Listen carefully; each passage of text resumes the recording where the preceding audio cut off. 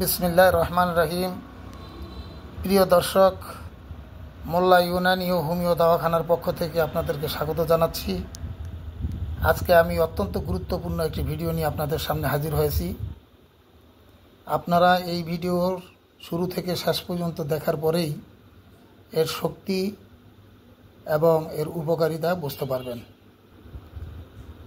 বন্ধুগণ, অনেক লোক দুর্বলতার কারণে ইংরেজি ওষুধ খেতে খেতে অনেক সময় এবং অনেক টাকা লস করেছেন, কিন্তু কোনো উপকারে তাদের আসে নাই। আমি তাদের জন্য এই ভিডিও নিয়ে আসছি, যারা দুর্বলতায় ভুগছেন এবং বিভিন্ন ঔষধ এমনকি ভায়াগ্রা পর্যন্ত ফেল হয়ে গেছে। তাদের জন্য এই ওষুধ 100% কার্যকারী এবং 2 থেকে 3 খোরাকের মধ্যেই তারা বুঝতে পারবে যে তারা জিনিস খাচ্ছেন। তো দোস্ত, আমি ভিডিও লম্বা না করে আপনাদেরকে আসল কথায় নিয়ে যাচ্ছি। এই যেই জিনিসগুলি আপনারা দেখতেছেন, প্রত্যেকটা জিনিসের ধারাবাহিক আমি নাম বলে দিচ্ছি। এখানে প্রথম যেই জিনিসটা দেখতেছেন, এটার নাম হচ্ছে আকরকরা। আকরকরা আপনারা সবাই জানেন, এটা উত্তেজক, স্তম্ভক। এটা বহুত শরীরে শক্তি যোগানের একটা গাছের গোড়া। এই আকরকরা আপনারা এখান থেকে নিয়ে নেবেন 25 গ্রাম। এটা আমি আপনাদেরকে এই আনাম দেখাইতেছি, এটার পাউডার নিতে হবে 25 গ্রাম আকরকরার পাউডার, এবং 25 গ্রাম নিতে হবে আপনার পানের গোড়ার পাউডার। এ হচ্ছে পানের গোড়া, এটাকে খুলনজান বলা হয়। এটা পান গাছের নিচে, মাটির নিচে যে গোড়া থাকে সেই গোড়া, এটা শুকনা। এটাকে পাউডার করে আপনারা 25 গ্রাম নিয়ে নেবেন। এরপরে আপনারা নেবেন দারচিনি।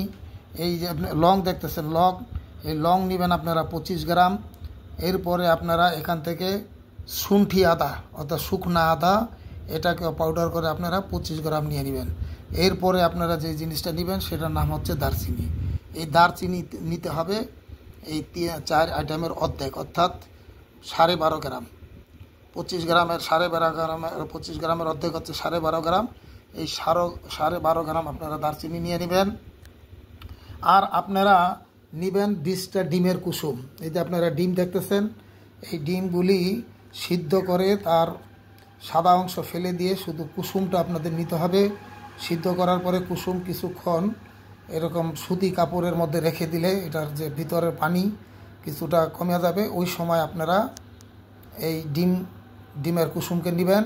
এবং কিভাবে নেবেন, একটা খরলের ভিতরে আপনারা প্রথম এই পাউডার একটা একটা করে ঢালবেন। যেমন প্রথম আকরকরার পাউডার ঢালবেন, তো আপনি সাথে একটা ডিম নেবেন। ওই ডিমের কুসুমটাকে এটার সাথে সুন্দর করে মিশাইবেন।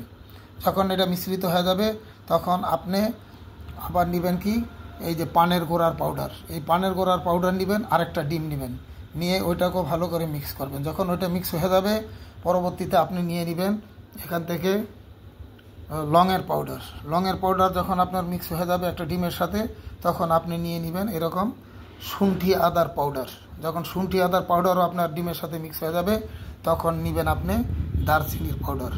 এবং তখন দারচিনির পাউডার এবং সমস্ত পাউডারগুলি আপনার কাছে চলে আসছে। এই সমস্তগুলি যখন খুব ভালোভাবে মিক্স হয়ে যাবে, এরপরে আপনি এখান থেকে নিয়ে নেবেন মধু 30 তোলা।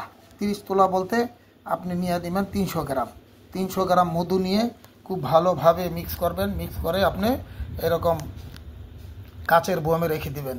কাচের বয়ামে রেখে প্রতিদিন রাত্রে শুধু চা চামচের 1 চামচ আপনি খাবেন। খেয়ে হালকা গরম দুধ 1 গ্লাস নিয়ে নেবেন।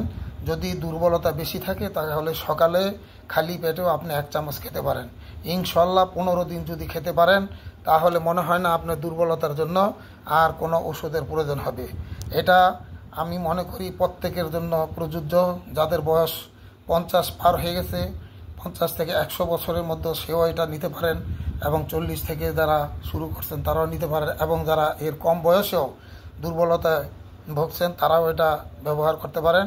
ইনশাল্লাহ 15 দিনে আপনি পুরো ফিট হয়ে যাবেন। এটা আমি মনে করি সবার জন্য উপকার। এই উপকারিতা নিজে আপনি নিয়ে নেন এবং অন্য ভাইদের জন্য এটাকে শেয়ার করে দেন। এবং এটার যদি ভালো মন্দ কিছু জানতে হয় আপনি কমেন্ট করেন, এবং যদি বানাইতে হয় তাও আমার সাথে যোগাযোগ করেন। যদি কোনো ভাই না বানাইতে পারেন, তাহলে আমার সাথে যোগাযোগ করলে আমি আপনাদেরকে বানায়ে দিতে পারবো। ইনশাআল্লাহ সবাই সুস্থ থাকেন, ভালো থাকেন এবং সদগায়া দাঁড়িয়ে মনে করিয়া সবার কাছে ভিডিওটা শেয়ার করেন। পরবর্তী ভিডিও পাওয়ার জন্য আপনি বেল আইকনে প্রেস করেন। আজকে আমি এখানেই রাখলাম। আসসালামু আলাইকুম।